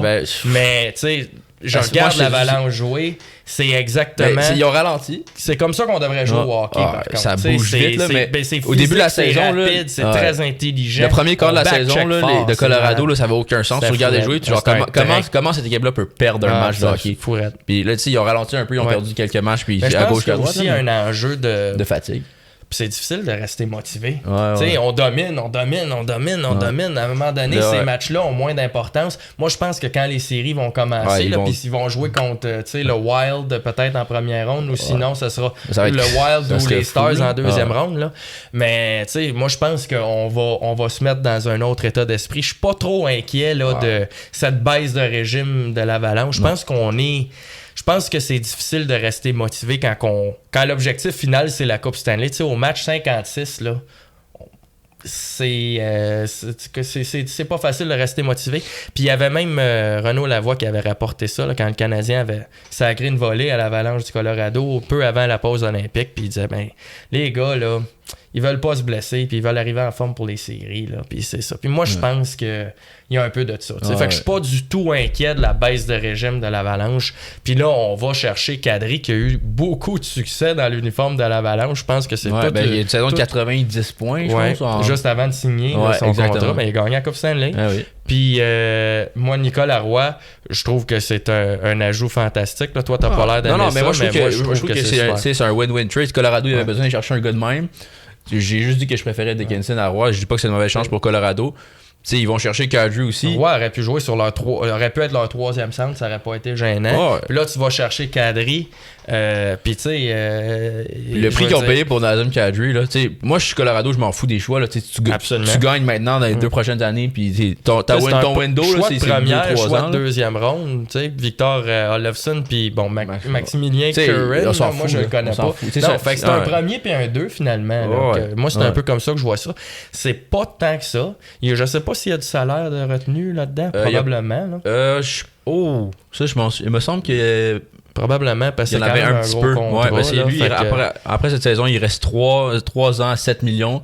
Il va expirer qu'il va avoir 38 ans. C'est plus donc ça. Ça pourrait un peu mal vieillir. C'est pour ça que je pense que le prix a été moindre que ce que ça aurait pu être pour un joueur comme Kadri. Mais cette année, tu as une opportunité de gagner la Coupe. Exactement. Pour Colorado, tu t'en fous. Là. Parce que dans 3 ans, on revient... L'Avalanche a gagné la Coupe en 2022. On revient en 2020 à peu près, là, 2021 même. Là. L'Avalanche, ça faisait quelques années qu'on cognait à la porte du championnat, puis on n'a pas gagné. Puis là, finalement, on a gagné en 2022. Mais je te dirais, là, dans ces années-là, là, début des années 2020, on s'attendait à ce que l'Avalanche gagne plus qu'une coupe. Tu sais, puis avec des McKinnon, des Rantanen, là, c'est plus Rantanen, mais c'est Nate Chess, tu sais, McCarr. Je veux pas dire qu'une coupe aurait été une déception, serait une déception. Tu peux pas dire ça parce qu'un championnat, c'est un championnat. Mais la réalité est que je pense qu'à l'interne, on croyait qu'on était certain. On avait certainement une équipe qui nous permettrait d'en gagner plusieurs. On avait peut-être un genre de, tu sais, une petite dynastie, un peu à l'image des Panthers, puis à l'image du Lightning ou à l'image des Blackhawks de Chicago dans les années 2010. Puis finalement, au Colorado, on a eu de la misère à passer par-dessus ça. Moi, je pense que le contrat de Nathan McKinnon à 13,4 millions. Tu sais, on est passé, on le paye. Quand on a gagné à Coupe Stanley, il faisait 6,4 millions. Ouais. Je pense que ça a eu une grande influence. Et j'ai un peu peur que le Canadien se retrouve dans une situation similaire quand le contrat de Suzuki va expirer. Tu sais. Fait que pour moi, la fenêtre du Canadien, en tout cas, je sais pas trop. Je me dis, là, le contrat de Suzuki va expirer en 2030. Tu sais, pour moi, les meilleurs... Les meilleures chances pour le Canadien de gagner la Coupe Stanley, ça va être en 29-30. Là, mais je pense que notre window va quand même être assez longue parce que je pense que Kent Hughes va faire un bon travail pour garder les contrats. Puis je peux comprendre ça, tu sais, puis ça se peut très bien, mais je regarde ce qui se passe avec ce qui s'est passé avec l'Avalanche, puis là ça va bien. Puis il gère, ça c'est l'exemple d'une équipe qui est tellement bien gérée. On a perdu en première ronde tout de suite après avoir gagné la Coupe Stanley contre le Kraken. Tu sais, je pense qu'à un moment donné, quand on a des contrats là, de très bons contrats qui sont à l'avantage de l'équipe, comme ce fut le cas avec le contrat de McKinnon. Ouais. Là, ils ont gagné leur coupe, c'est bon, mais on voit que quand on paye des gars 13-14 millions, tu sais, là, le cap salarial tu vois pas d'équipe gagner. Tu vois pas d'équipe gagner avec des gros contrats comme ça. Exactement. Ça marche pas. Fait que moi, tu sais, Suzuki va pas être payé autant que McKinnon, là. Mais là, en ce moment, on a quand même un gars qui produit à un rythme de presque 100 points par saison à 7,8 millions. Là. Fait que quand on va le payer plus que 10, ça pourrait avoir une influence. Ça dépend toujours du cap salarial. Tu sais, l'Avalanche n'a pas été chanceux. Le cap salarial n'a pas beaucoup monté dans ces années-là. Puis là, finalement, ça monte d'un coup. C'est à l'avantage du Canadien parce qu'eux autres, ils ont signé tous leurs gars, les Slavkovski, Caulfield, Suzuki à long terme. C'était déjà des bons contrats. Avec l'augmentation du cap salarial, ça ne fait que s'améliorer. Fait en tout cas, il y a beaucoup de ça. Si on parle des fois des reconstructions, il y a une grande partie de chance dans les reconstructions, là, parce que le Canadien, par exemple, qui bénéficie de cette augmentation du plafond salarial, ça fait une grosse différence. En tout cas, l'Avalanche n'a pas réussi à le faire. Fait que mon point est que une deuxième Coupe Stanley au Colorado avec ce noyau-là, ça ferait du bien. Puis je pense que Kadri et Nicolas Roy là, nous amènent encore plus près. Moi, j'aime beaucoup ça. C'était mes favoris avant la date limite, puis là, ça fait juste à rajouter. Je suis d'accord. Je trouve que les Stars aussi sont pas là. Honnêtement, oui, c'est une excellente équipe de hockey, mais si tu regardes sur papier, puis tu regardes ce qu'ils ont fait cette saison, tu peux pas dire que les Stars ont plus de chance que Colorado. Je suis d'accord. C'est juste que les Stars, depuis quelques années, ont toujours le dessus en série. Puis les Stars, tu as cherché Tyler Myers, que tu as adoré. C'était une cible que tu aurais aimé avoir à Montréal. Absolument. Pour un choix de 2 pour un choix de 4, c'est pas tant cher moi, payé. Ça, là, je comprends pas. Je comprends pas. On va y revenir, mais ça, pour moi, c'était une cible facile pour le Canadien. C'est ça. Fait que c'est sûr que ça améliore les chances aux Stars. C'est le côté droit, il y avait besoin d'aide. Non, moi, je trouve que ça se passe entre ces deux équipes-là. Ou peut-être le Lightning. Mais, Lightning, ils sont toujours compétitifs en série. Mais moi, j'aimerais ça parler un peu plus. On a parlé de Nicolas Roy, des Leafs. Ils ont échangé un choix de première ronde pour Nicolas Roy. Ils ont cherché un 2 puis un 4 pour Bobby McMann, un 3 pour Scott Laughton. Ils ont liquidé un peu leurs joueurs qui expiraient, puis ils ont cherché un peu de valeur pour ça. Mais moi si je suis un fan des Maple Leafs, je me demande, on s'en va où? Oui, ils ont bien fait d'échanger ça. Moi, j'aurais fait la même chose, mais qu'est-ce que tu fais avec Matthews? Qu'est-ce que tu fais avec Nylander? Ils gagneront-tu avec ces gars-là? On a parlé des équipes qui gagnent pas des gros contrats comme ça. Nylander qui fait énormément d'argent, Matthews qui en fait encore plus. Est-ce qu'ils peuvent gagner avec ça? Puis on dirait qu'ils n'ont pas de soutien. Clairement, le départ de Mitch Marner fait plus mal que ce qu'on avait anticipé. Même moi, je dois le dire, quand Mitch Marner est parti, puis on est allé chercher Nicolas Roy puis des Dakota Joshua, je me suis dit, on a échangé Marner, qui évidemment n'est pas mon préféré, là, que je trouve un peu mou. J'en ai parlé dans nos épisodes, même s'il a quand même connu un bon tournoi aux Jeux Olympiques, je dois le reconnaître. C'est un gars qui me fatiguait un peu, tu sais. Puis en série, en tout cas, c'était pas un grand marqueur de but, là. Il y avait quand même des points, il faut le dire, plusieurs mentions d'assistance. Mais il y a eu des moments où il a été complètement absent. Je me suis dit, bon, ben, on a déjà beaucoup de star power, tu sais, avec les Nylander puis les Matthews. Ouais. Je me suis dit, qui est exceptionnel. Je me suis dit, on en échange, on se départit d'un gars comme Marner, qui est pas nécessairement le plus, mon préféré ou le plus vaillant en série. Puis on va chercher un peu de grit. Moi, je pensais que ce serait à l'avantage des Leafs. Pas du tout, puis finalement. je me suis trompé, mais pas à peu près. Mais je suis pas le seul, là, parce que tout le monde dans l'organisation c'est sûr que t'enlèves un joueur, a pris cette décision. T'enlèves un joueur de 100 points, puis ça fait un impact sur l'équipe. Ça a une influence sur Matthews. Mais même toi, parce qu'on s'en parlait, toi, tu pensais que Matthews aurait une grosse saison cette année pour prouver qu'il est capable de produire sans Marner, puis finalement... Ouais, je pense pas avoir dit ça. Là. On s'était texté, faudrait ressortir les commentaires. Faudrait sortir ça, moi je me souviens pas avoir dit ça. Mais moi, je trouvais que Marner avait un grand impact sur Matthews. Absolument. Mais je pense pas avoir dit que Matthews aurait une meilleure saison sans Marner, ça me surprendrait vraiment. On va voir, je te montrerai les textos. Mais je pense que... Clairement, ça a eu une influence sur Matthews. Clairement, ça a eu une influence sur l'équipe. Clairement aussi, l'allié dont il fallait se départir, parce que c'est difficile de se départir d'un centre, puis Austin Matthews, c'est le capitaine de l'équipe, c'est lui le visage. Ouais. Mais clairement, l'allié dont il fallait se départir, c'est William Nylander. Ouais, puis pour moi, je trouve que William Nylander, de ce que je vois de l'extérieur, ça a l'air d'un cancer pour l'équipe. Absolument. C'est là où je m'en allais. Mais il faut le dire, c'était le gars qui performait le mieux en série. Absolument. Fait qu'il faut le dire. Ça, mais aussi, il y a des joueurs qui performent bien, mais tu peux quand même dire dans la chambre, tu peux rabaisser tes coéquipiers, puis tu peux avoir une mauvaise attitude. Toi, mais j'essaie d'analyser ça d'un point de vue objectif. Au début de l'été, là, quand eux autres ils ont décidé finalement de ne pas renouveler le contrat de Marner, puis ils ont priorisé Nylander à Marner, là, finalement. Là, ils auraient pu essayer d'échanger Nylander pour signer Marner. T'sais, c'est pas facile de faire ça quand t'as un gars comme Nylander qui marque plus de buts en série puis qui répond plus présent.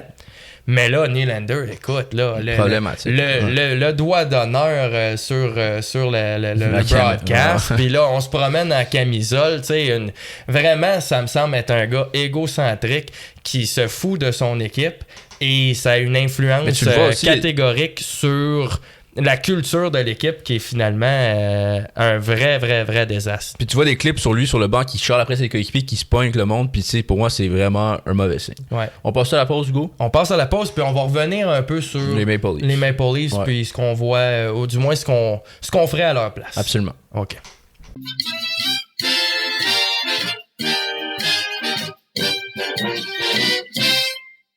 On est de retour à DG de Salon. Madani, on parlait des Maple Leafs juste à la fin du deuxième bloc.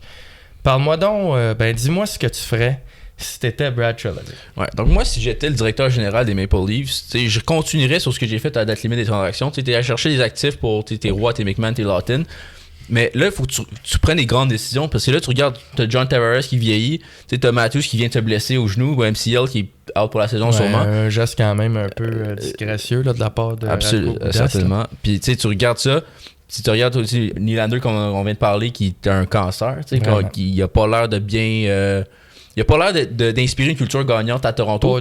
Puis ça fait plusieurs années qu'on parle de la culture à Toronto, puis on change d'entraîneur, on roule ça, puis il n'y a rien qui change. On change de président, on s'était débarrassé de Shanahan, là, puis on avait dit, là, on fait un nouveau virage. Il n'y a rien qui a changé, puis il faut peut-être commencer à regarder sur la glace les joueurs, puis l'impact qu'il amène. Oui, Nylander, on l'a dit, il produit en série, oui, c'est un excellent joueur de hockey, mais faut que tu regardes aussi, qu'est-ce que tu peux aller chercher pour William Nylander, qu'est-ce que tu peux aller chercher pour Austin Matthews, puis est-ce que ça pourrait avantager ton équipe dans l'avenir? Est-ce que tu pourrais commettre un rebuild puis bâtir autour de Matthew Nice? Personnellement, si j'étais directeur général des Maple Leafs, j'y passerais sur un rebuild complet. Moi aussi. J'échange Matthews, j'échange Nylander, j'échange John Tavares. Je construis mon équipe autour de Matthew Nice. Pour ça. Puis moi aussi, je construis mon équipe autour de Matthew Nice parce que c'est le genre de gars qui va se présenter. C'est un gagnant. Tu le vois, il travaille fort à toutes les présences. C'est rendu vieux. Là, c'est pas un gros contrat, là, mais je pense que c'est 2-3 millions. Mais on en profite, il y a encore de la valeur, on s'en débarrasse. Matthews... Tu peux aller chercher de la valeur incroyable. C'est un joueur, si tu le gardes, s'il y en a un que tu pourrais garder, c'est lui, puis c'est le visage de l'équipe, c'est le capitaine, puis c'est un joueur de centre. Mais il commence à être vieux. Il n'y a aucun point à le garder. Si tu veux commettre un rebuild, il faut que tu aies cherché le plus d'actifs possible pour reconstruire ton équipe. Quand tu vas redevenir compétitif, Matthews va déjà avoir 32, 33. Fait que, tu sais, je suis d'accord avec toi. Liquide ça, mais ça commence avec Nylander. Ouais. Tu sais, puis ça a été une grande erreur. Puis je blâme pas nécessairement l'organisation des Maple Leafs là-dessus. Parce que moi aussi, je pensais que c'était Marner le problème, en quelque sorte. Parce que, comme je te dis, je le trouvais mou en série. Ouais. Puis, mais ses statistiques sont surprenantes. Il est pas loin du point par match malgré tout, parce que dans les deux derniers... Ouais, mais tu vois, entre sa saison régulière et ses séries, ça diminue. C'est ça que tu regardes. Puis les deux derniers parcours en série ont été meilleurs. Mais avant ça, il avait créé une espèce de réputation de gars qui performait pas, là. Un peu comme Matthews. Mais Matthews, quand même très complet, c'est un joueur de centre, fait que, tu sais, il y a cet avantage-là. Mais moi aussi, je me dis, Nylander, tu sais, il marque en série. Ouais. Puis finalement, Nylander, on dirait que vu que Marner est parti, lui, il s'est mis à prendre toute la place. Ouais. Écoute, sérieux, là, se promener en camisole, se pointer au match en camisole, puis se foutre totalement de... Tu sais, écoute, là, lui, il back-check pas. Il y a vraiment des... Comme tu dis, il y a un problème de culture. Il y a un problème de culture, puis ça part de lui. Pour moi, c'est vraiment le gros problème. Ça part de ton cours. Matthews, c'est ton capitaine, puis t'as pas une bonne culture. Pour moi, ça part avec lui. Ouais. Tu peux dire que ça part avec Nylander. Oui, mais Matthews, c'est ton capitaine, c'est ton joueur le plus influent. Oui, c'est le moins pire, mais il faut que tu fasses une différence. Matthews, il devrait aller voir Nylander et dire hey, nous, on essaie de gagner ici. Parce que leur équipe. C'est trop tard. Oui, il est trop tard, mais c'est ce qu'il aurait dû faire au départ. Parce que leur équipe sur papier est quand même encore pas si pire. Là. Ouais, il aurait dû faire les séries éliminatoires sur papier. Là. Ben, tu regardes la division Atlantique, ils ont quand même pas la pire fiche. Là. Ouais. Il ferait les séries dans l'Ouest. Oui, c'est sûr. Mais il aurait dû faire les séries cette année. Matthews aurait pu régler le problème, dire là, nous autres, là, on s'est départis de Marner. On est allé chercher du grit. Moi, je veux gagner une coupe. Arrête ton niaisage. On y va. Ben, finalement, c'est pas ça qu'il a fait. Puis ces deux gars-là, ça me donne un vibe de star d'Hollywood. Là, on se promène. Là, puis gagner est secondaire. Ouais, il faut faire ses points. C'est un problème. C'est un problème. Puis ça back-check pas. De la part de Nylander, ça me fatigue. Mais il faut que je dise juste une petite parenthèse. Tu sais, un gars comme Nikita Kucherov, c'est un gars nonchalant, qui back-check pas, puis je suis pas sûr non plus que c'est un gars qui crée une culture gagnante. Il y a quand même 2 coupes cette année. Mais c'est ça, il performe en série. Puis il a été mieux entouré. Tu regardes des cas comme ça. Ouais, absolument. Mais, je suis d'accord. On recommence à zéro. Va chercher exactement. Puis si tu échanges, mettons, tu te dis peut-être garder Matthews, moi, il faut que tu l'échanges. Faut que tu échanges Nylander, faut que tu échanges Matthews. Le nombre de choix au repêchage et de bons prospects que tu vas chercher pour eux autres, ça va repartir. Ils vont redevenir compétitifs en 3-4 ans. Là. Ça va être un rebuild rapide. Avec autant d'actifs que tu vas chercher pour ces joueurs-là. Tu sais, tu échanges aussi Joseph Woll et Anthony Stoller, c'est 2 excellents gardiens de but. C'est plus d'actifs là. Non, écoute, eux autres, ils voulaient. Mais le problème, c'est que je pense pas qu'ils vont vraiment. Non, parce que le marché Toronto, c'est tellement un gros marché, puis ils vont se dire, on va perdre tellement. C'est pas une base de fans comme le Canadien qui va être autant dédié dans les années de misère. Il reste encore 2 années. Ils doivent le faire. Il reste encore 2 années de contrat à 13,2, Matthews. Mais tu sais, il a 28 ans. Si tu le gardais. Mais t'as vu, encore une autre fois, il a signé court. Il a signé 3 ans, 4 ans 4 ans. Parce qu'il savait que le cap salarial augmenté, comme ça, il allait pouvoir signer pour 20 millions. Ouais, exact. C'est un autre exemple de. Tu sais, compare ça à Lane Hudson. Lane Hudson, il veut signer à 8,85. Puis tu le vois sur la glace qu'il veut gagner à toutes les présences. Il y a vraiment. La culture à Montréal est tellement différente de la culture à Toronto. Et ça fait juste mettre en évidence l'importance de la culture. Absolument. Et du travail de l'équipe de gestion pour créer cette culture-là. Puis moi, je suis convaincu que Kent Hughes, là, dans les négociations de contrat, les gars s'en viennent dans le bureau, puis il leur explique le plan. Tu veux-tu gagner? Il leur explique le plan. Puis les gars savent qu'ils signent pour moins cher. C'est pas des fous, là. Ils sont très conscients de ça. Tous, mais ils le font parce que, 1, ils apprécient leurs coéquipiers et la culture. 2, ils voient que tous leurs coéquipiers eux-mêmes sacrifient une partie importante de leur salaire pour faire partie de cette équipe-là. Puis je pense que Kent Hughes, je pense qu'ils croient au plan. C'est ça, de Kent j'allais Hughes, dire. Ils ont confiance au management. Ils comprennent que cet argent-là va être utilisé ailleurs. Tu sais, à un moment donné, il va y avoir un gars ça va pas être, ils vont pas signer d'amener. Trent Frederick pour 8 ans à 3,4 millions. Là, c'est ça. Ouais. On va aller chercher la pièce manquante. Avec l'argent qu'on a sauvé. C'est Exactement. Ça, puis c'est tellement important. T'sais. C'est pas juste une question de connaissance de hockey ou de recruter, de bien évaluer les espoirs, même si tout ça c'est important. À la fin de la journée, ça demeure une organisation. Et dans n'importe quelle organisation, pis c'est pas juste le hockey là, ou le sport, là, c'est des organisations, des banques, des compagnies, la culture. C'est très, très, très important. T'sais. Est-ce que les gens sont heureux ici? Est-ce que les gens sont travaillants? Est-ce qu'ils sont investis? Est-ce qu'ils sont contents de s'investir? T'sais? Qu'est-ce que tu fais pour créer ce sentiment-là d'appartenance de tes employés, de tes joueurs à l'organisation? T'sais? Puis Montréal, en ce moment, fait tout un travail. Puis je pense que c'est ce qui va permettre aux Canadiens d'éviter on va dire, la période creuse du printemps par laquelle les livres sont passés. Là. C'est-à-dire, finalement, je pense que ça va leur permettre d'avoir du succès en séries éliminatoires, ce que les livres n'ont pas eu. Fait que je suis d'accord avec toi. Reconstruction complète. De toute façon, là, dans l'Est, il y a d'autres clubs qui sont en train d'émerger. Tu as le Canadien, c'est très compétitif. C'est Buffalo qui n'était pas là, puis il prend un spot dans la série. Là. Ils vont être là, moi je pense. Peut-être que Détroit va être encore là l'année prochaine. Il pourrait. Fait que pourquoi pas? Le Lightning, d'après moi, il y en a encore pour un an. Fait que, là, les Panthers vont revenir dans le portrait des séries l'année prochaine. Exactement. Il n'y a pas de place. T'as toujours. Boston aussi, Boston, c'est une petite surprise. Ouais. Mais c'est une bonne équipe de hockey. Là. Puis t'as le temps, souvent avant de reconstruire, on attend. Puis là, à un moment donné, on reconstruit, puis il est trop tard. Là, t'as une opportunité. Ouais. T'as un problème culturel majeur. On recommence à zéro. Puis va te chercher des vrais gagnants. Attends pas que Matthews parte. Un gars patine, là. Puis Matthew Nice, il a du chien. Moi, c'est avec ce gars-là que je veux gagner. Puis il a été. Son nom a circulé là, dans des rumeurs avec le Canadien de Montréal. Moi aussi, je crois pas à ça du tout. S'il y en a un que tu veux garder à Toronto, c'est Matthew Nice. Les autres. Je peux même pas imaginer le prix de Matthew Nice. Écoute, sérieusement, c'est vraiment impressionnant. Moi, j'adore Matthew Nice. Puis c'est ça. Moi, je pense que Nylander, ça commence avec Nylander.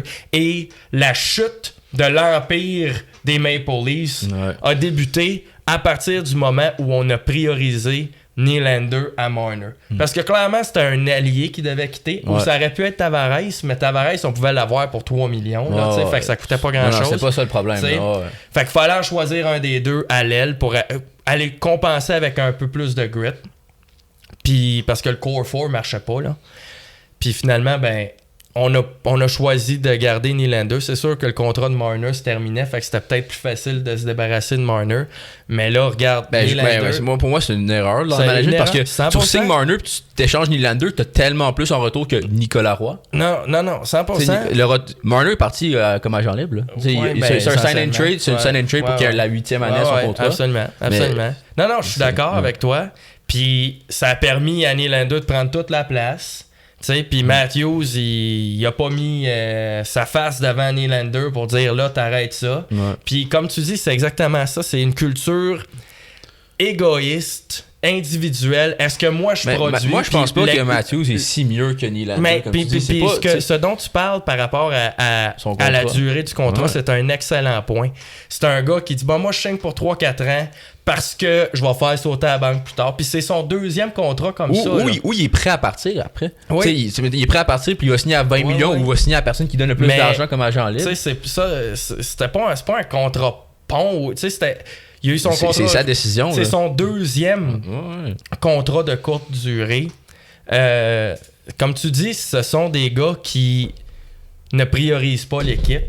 Et je veux pas dire que finalement Toronto paye le prix parce qu'ils ont payé le prix en séries éliminatoires, mais on avait toujours du succès en saison régulière, puis là finalement ça a écopé tout explose, dans la saison régulière. Avant ça écopait juste en série, mais là ça écope dans la saison régulière. Y a-tu d'autres échanges peut-être rapidement qui t'ont sauté aux yeux? En fait, Madani, je t'arrête 2 petites secondes. On va juste prendre une courte pause et on revient ensuite tout de suite avec les échanges. Parfait.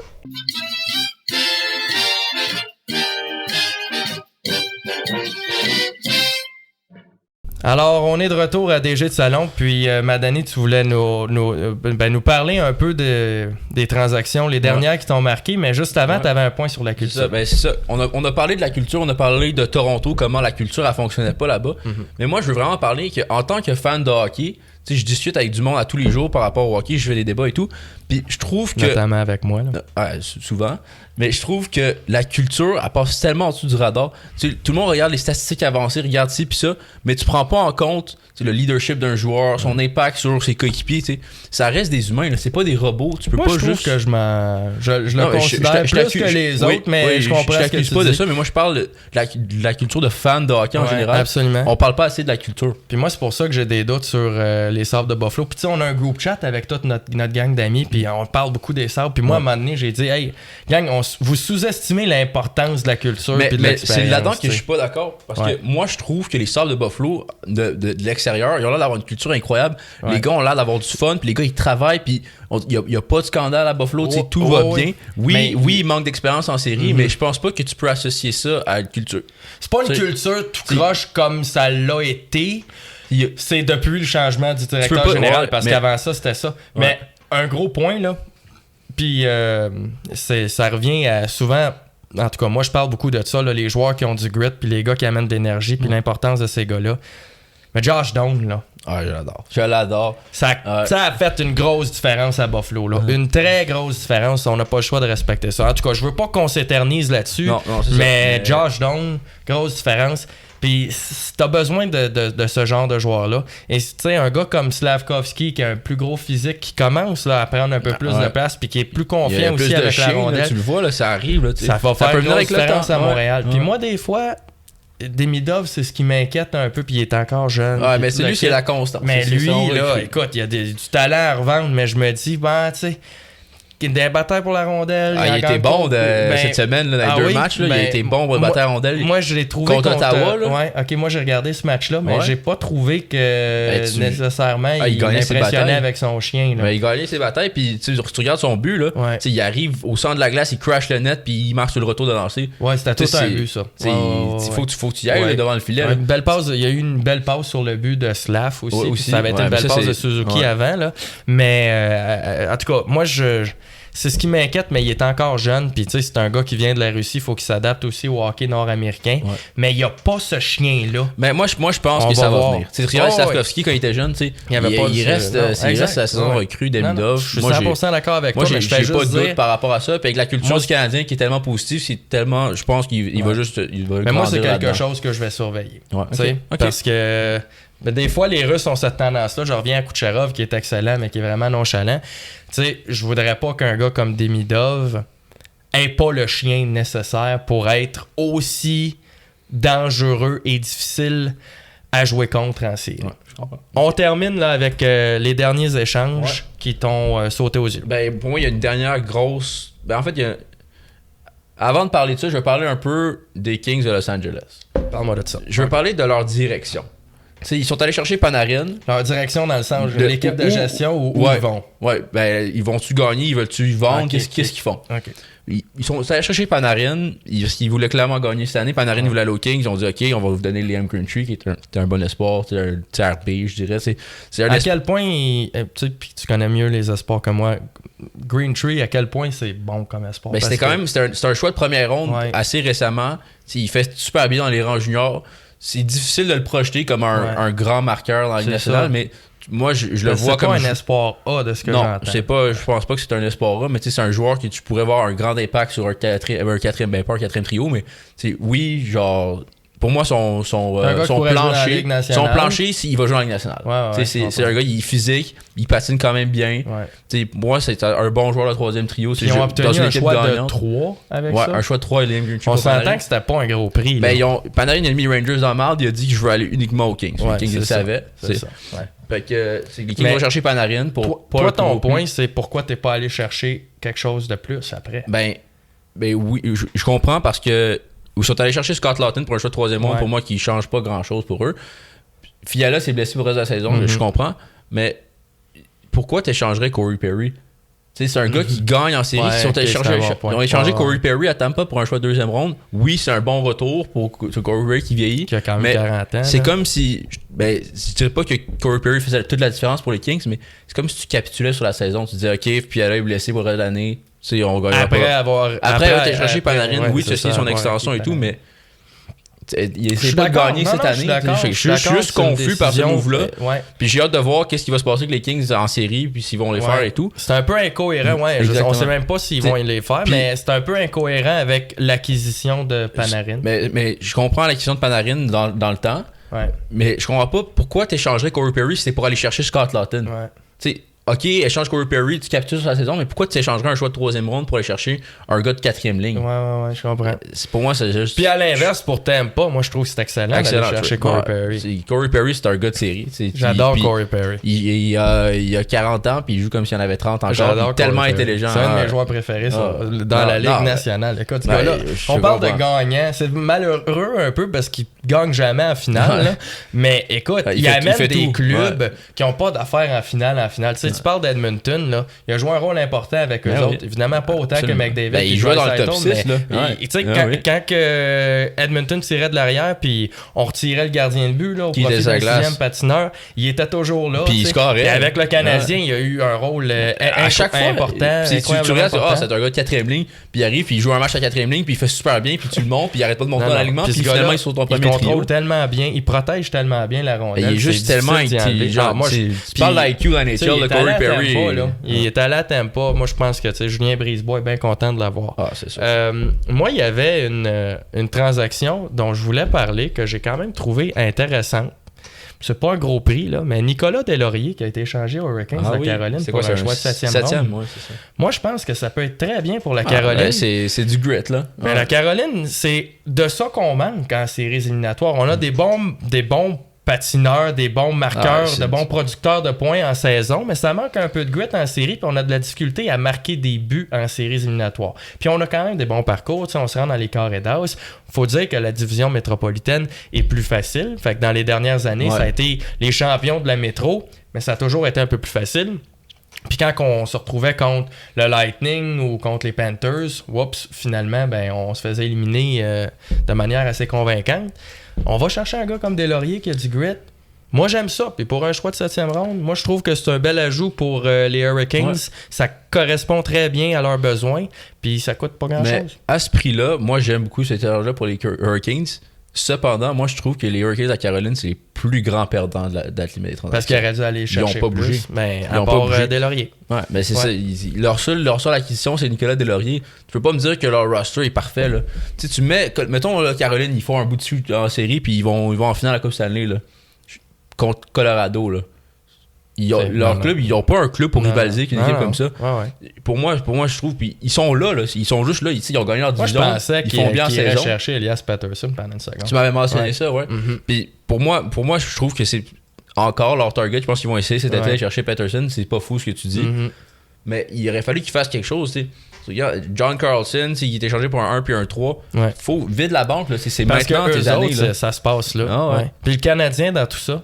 Tu places le Canadien où? Comme un perdant ou un gagnant de cette date limite? Moi, je pense qu'avant de parler du Canadien, il y a un dernier échange majeur dont il faut parler. Okay. C'est Mackenzie Weegar qui s'en va au Mammoth. C'est vrai? C'est une grosse transaction. Il a 3 choix de deuxième ronde. Oli Mata, qui est un défenseur qui va de l'autre bord. Et l'espoir Jonathan Castagna, que je me suis familiarisé avant de filmer aujourd'hui, qui m'a surpris, je savais pas c'était qui. Puis je suis allé voir un peu, j'ai lu sur lui, puis j'ai regardé une couple de ses clips.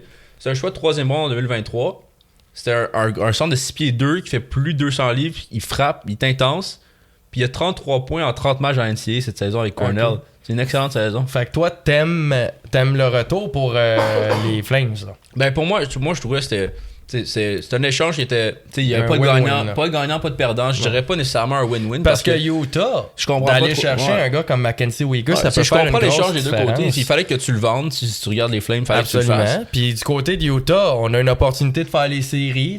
C'est le temps te faire la petite poussée, tu sais. Ça fait longtemps qu'on cogne à la porte des séries. Il y avait pas de défenseur, il y avait Sean Durzi à droite qui fait bien, mais Uyghur qui rentre sa première paire avec Sergachev, il joue 23 minutes par match avec les Flames, c'est un gars qui est capable d'en manger des minutes. Absolument, c'est une bonne... Moi, je trouve que je trouve que ça avantage les deux équipes. Tu sais, du côté des Flames, on n'avait pas le choix. Il fallait s'en débarrasser. Puis tu vas quand même chercher 3 choix de deuxième ronde. Pour moi, la manière que je vois ça, c'est essentiellement 4 choix de deuxième ronde parce que Castagna, c'est ce que j'ai lu, ça a l'air d'un joueur qui est très prometteur. Puis du côté de Utah, on va chercher un bon défenseur droitier qui a de l'expérience dans la Ligue nationale et qui peut évidemment aider l'équipe à se qualifier pour les séries sans donner d'espoir de premier plan. Pas de choix de première ronde. Je comprends que c'est des choix de 2 puis plusieurs, mais aucun choix de première ronde. Au Mammouth, puis tout le monde disait TJ Gendla de l'autre bord. TJ Gendla de l'autre bord, ça va être plein de sens.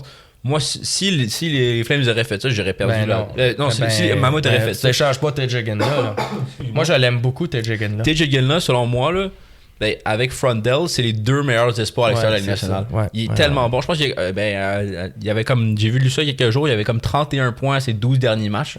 Il est en feu dans moi, je l'ai bien aimé aussi au championnat. Il est intense, il crée des jeux, il patine. Pour moi, c'est un espoir de premier plan A+. Mais c'est vrai que c'est un bel ajout pour le Mammouth, là, puis eux autres, ils se battent pour une place en série. Là. Je vais aller voir rapidement le classement. Et ce qu'ils sont là présentement, je pense qu'ils sont qualifiés en ce moment. Les Mammouth, je pense si ça se terminait aujourd'hui, regarde, j'ai le classement. Ouais, moi aussi, je pense que c'est ça. Fait que c'est la première équipe repêchée, 74 points. Du côté, ils ont quand même une petite avance sur les Sharks, là, qui est dans le fond l'équipe la mieux placée à l'extérieur des séries, 68 points. Puis Seattle est tout juste derrière à 67 points. Fait que les Kings en ce moment ce serait la dernière équipe repêchée. Puis il y a une chaude lutte là, pour cette dernière place. Mais Utah a un petit coussin. Fait que je pense que ça peut être très bien pour. Non, j'aime ça pour eux. Puis il faut commencer à penser à gagner. C'est un peu comme les Ducks qui vont chercher John Carlson. Tu sais, Uyghur, il fait un peu plus leur time. Il est pas jeune non plus, il fait pas leur time exactement. Mais il a pas 37 ans comme John Carlson, exactement. Fait que tu sais, moi j'aime ça. Je dirais pas que c'est cher payé nécessairement, mais j'aime le retour pour les Flames. C'est ça. Je suis d'accord. Je trouve que ça a été intéressant, puis ils vont pouvoir faire quelque chose avec ça. Je suis d'accord. Je trouve que c'est bien dit. Sans être cher payé, c'est un retour très intéressant. Exactement. T'sais. Parle-moi du Canadien. On conclut avec ça. Moi, je dois le dire, 4 sur table. Je comprends que Kent Hughes se dit peut-être, on n'est pas encore prêt à compétitionner. On a encore des trous, tu sais. Alors, je veux pas me départir d'un actif pour m'améliorer dans l'immédiat. Sauf que, en considérant à quel point c'est ouvert dans l'Est, puis là, parce que pour moi, il y a le Lightning. Oui, les sabres sont intéressants sur papier, mais il y a quand même de l'inexpérience. Puis après ça, tu as les Hurricanes qui ont de l'expérience, mais qui n'ont jamais réussi à get over the hump, là, comme on dit en série. Tu sais, puis là, il y a du moins une très belle opportunité d'offrir un parcours intéressant à ton jeune groupe, absolument, à ton jeune noyau, puis à tes partisans. Puis pour moi, le besoin le plus criant, il était à la défense à droite. Puis je regarde les échanges qui se sont déroulés, là, qui ont eu lieu dans la Ligue nationale. Puis moi, j'en ai parlé brièvement. Là, mais Tyler Myers, là, à 6 pieds 7, 230 livres. Là. Ça a coûté un 2 puis un 3. Il est bon. Ou Connor Murphy qui est allé avec les Oilers, ça a coûté un 2. Tu sais... oui, là, un choix de 2, ça a donné Lane Hudson, tu me diras. Là, mais je l'aurais payé. Un choix de 2, c'est... Puis on en a beaucoup. Là, on en a des choix. Là. On peut se le permettre. Puis on a énormément de prospects dans notre pipeline. Puis à quel point ça aurait fait une différence. On a des actifs. À quel point ça aurait fait une différence de retirer Struble ou Jacky de l'alignement, puis d'avoir un partenaire stable à droite pour un gars comme Hudson. Jacky, il joue moins 10 minutes par match. Fait quand on parlait, on parlait d'une défensive qui était solide sur papier, mais il y avait des problèmes au niveau du système défensif, puis qu'on donnait, à mon sens, trop d'opportunités de marquer à l'autre équipe. Mais il y a une partie de ça qui s'explique par le fait qu'on joue à 5 défenseurs. Tout le monde joue plus. Ah oui. D'aller chercher un peu de stabilité à droite, là, mon Dieu que ça aurait fait. Moi aussi, j'aurais aimé ça. Tyler Myers, là, pour moi, c'est un fait évident parce que ça coûtait pas cher. On a retenu 50% du salaire, OK, dans la transaction qui impliquait Tyler Myers. Fait que, il coûte 1,5 million. Lui, il y avait un contrat de 3 millions, ça coûte 1,5 million, un choix de 2 puis un choix de 3, ou en tout cas, je pense que c'est ça. Là, tu l'as, toi, sur... Myers, c'est 2-4. 2-4. Ouais. Tu sais, pourquoi qu'on fait pas ça? Non, puis mais on aurait pu le payer. Il a pris la direction 2-3, je l'aurais donné. Là. On a les actifs à revendre. Mais moi, il y a un autre nom aussi que je trouve qui fit parfaitement puis qui aurait fit même dans l'avenir du Canadien, c'est Zach Whitecloud. Puis lui je me demande c'est quoi son prix à Calgary. Ouais. Ça devait être cher parce qu'ils ont échangé Uyghur. Whitecloud tombe comme leur premier défenseur. Est-ce que le prix aurait dû être très élevé? Fait que je comprends pourquoi il n'a pas été échangé et qu'il demandait sûrement un choix de première ronde. Je comprends pourquoi Kent Hughes n'a pas tiré la gâchette là-dessus. Mais je pense que aussi avec Uyghur qui est parti, peut-être que les Flames étaient moins intéressés à s'en débarrasser. Ouais. Mais je suis d'accord avec toi, comme un Myers, un Murphy, avec les Stars un joueur à court terme parce que je pense que Kent Hughes s'est dit aussi je veux pas aller chercher un défenseur droitier, je veux pas bloquer David Reinbacher. Ouais, parce que moi j'aimerais parler de David Reinbacher. J'ai mentionné dans notre groupe chat. Je suis allé voir un match des Rockets de Laval récemment. Je regarde beaucoup de leurs matchs à la télé avec mon frère. Puis je trouve que David Reinbacher ressemble à un joueur de la Ligue nationale de hockey.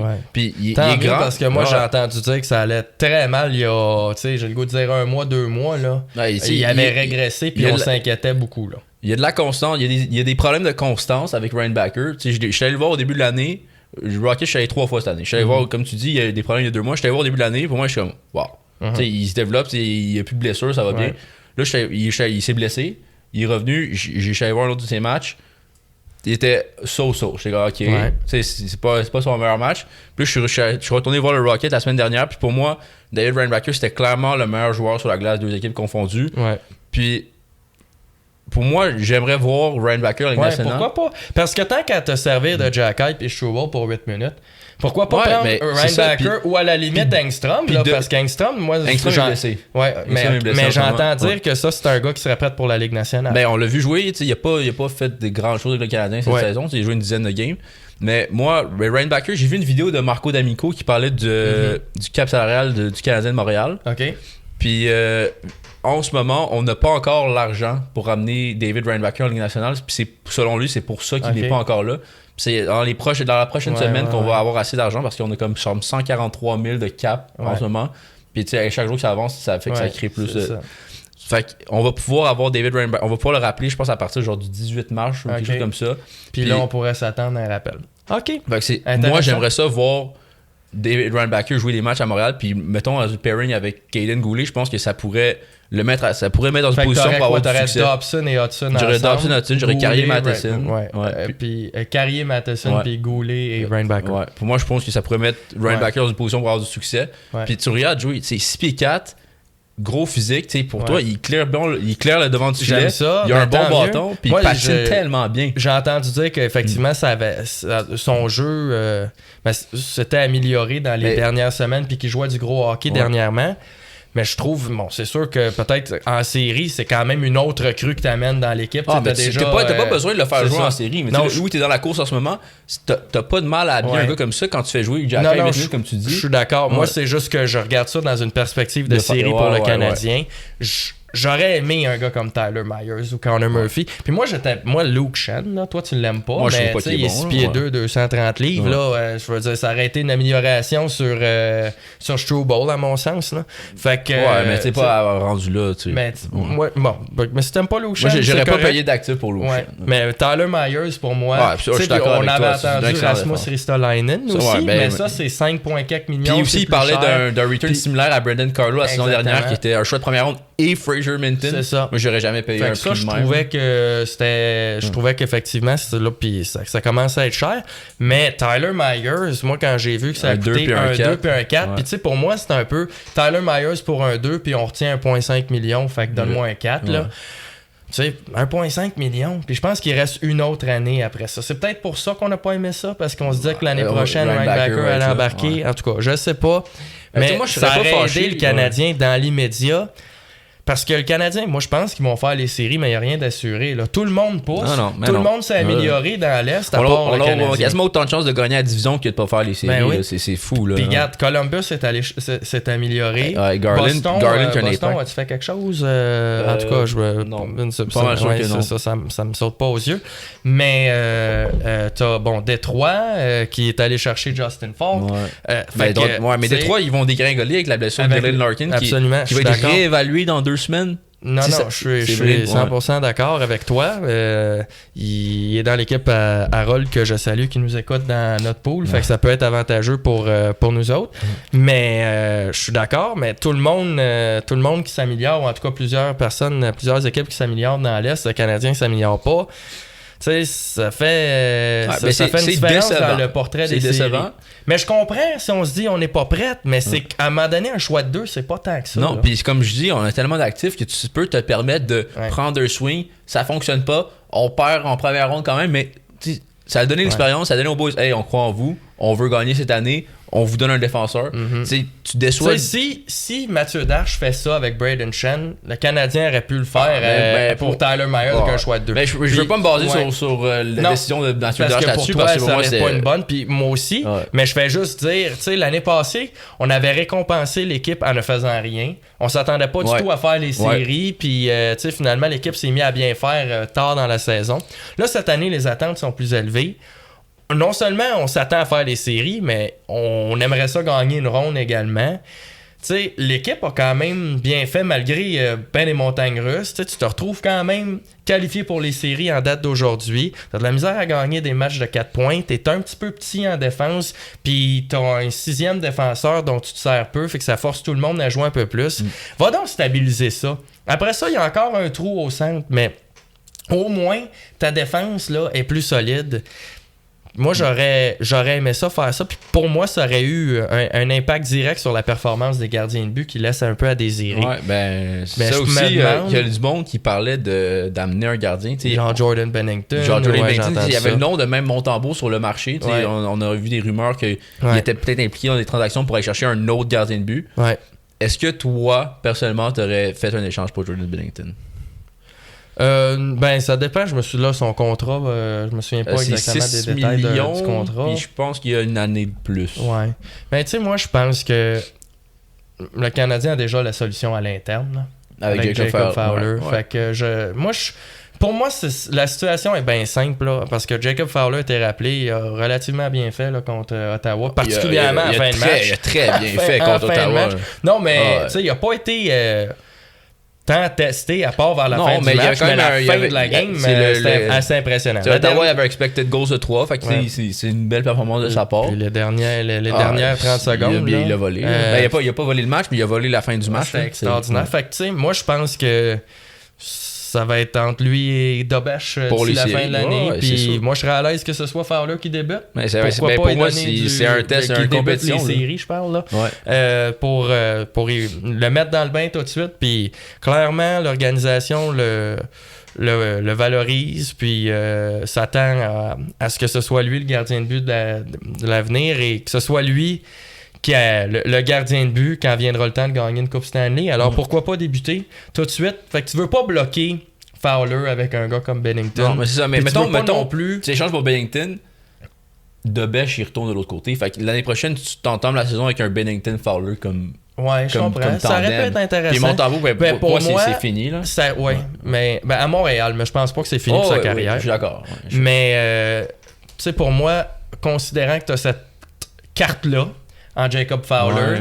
Je ne sentais pas la nécessité de donner des actifs. J'aurais investi mes actifs ailleurs. Pour moi, c'était à la défense, mais je me demande, c'est une hypothèse, là, c'est sûr que je suis pas entre les murs de la Ligue nationale puis du Canadien, mais je me demande si... On sait qu'on a passé beaucoup de temps à essayer de faire l'acquisition d'un joueur mystère. Là, on a parlé de Matthew Nice, puis on sait qu'on est passé bien proche. Est-ce que ça aurait pu avoir une influence sur le fait qu'on n'a pas bougé? Ouais. Parce qu'on a investi beaucoup de temps puis beaucoup de ressources là. Est-ce qu'on s'est concentré là-dessus puis ça a fait que finalement on était moins disponible ou concentré sur les autres options? Peut-être pas, je le sais pas. Mais c'est un peu fatigant parce que, en tout cas, on a écouté un match ensemble il n'y a pas longtemps du Canadien, puis tu m'as dit ouais. moi je pense que le Canadien va se faire planter là, en série, puis j'aurais tendance à être d'accord, surtout en voyant que Buffalo s'est amélioré. C'est pour moi, la dire, meilleure chance du Canadien, ça serait quand même contre Buffalo, même s'ils sont grands. Moi, je pense qu'on arrive en série contre Buffalo, ça va. Je pense, genre, je pense pas que le Canadien si j'avais à gagne. prédire ce que je pensais à l'arrivée, moi, je pense Buffalo en 5. Ouais, je pense que le Canadien est juste pas à ce niveau-là.